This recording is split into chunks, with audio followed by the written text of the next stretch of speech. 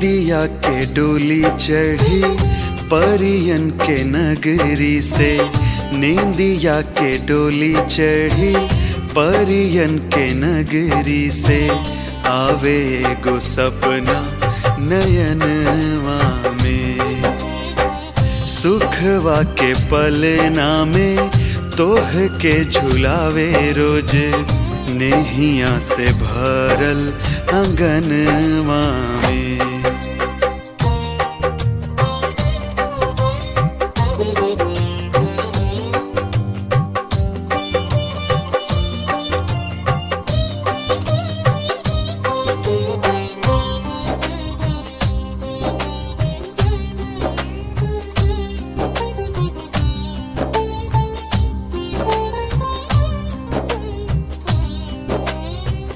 कबहू न घेरे पावे गम के बदरवा, कटी छटी जाए कुल दुख के अनहरवा।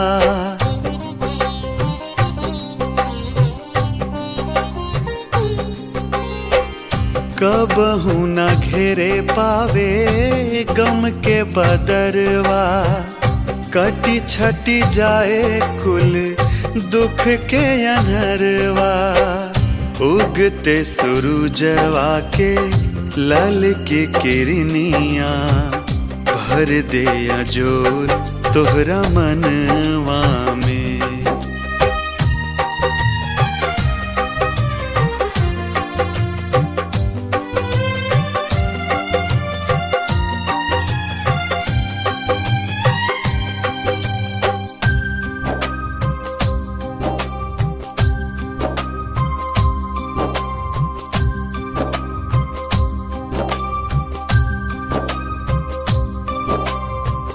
हंसला पे तोहरे दिल मोरा चहके, दुखवा तोहार हो दर्द देला हमके।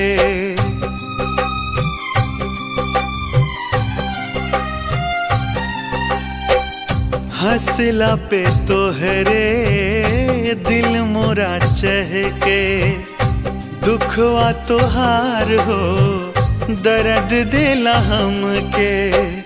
जिंदगी के बगिया में इतनी बहार मिले, जितने की धरती गगनवा में।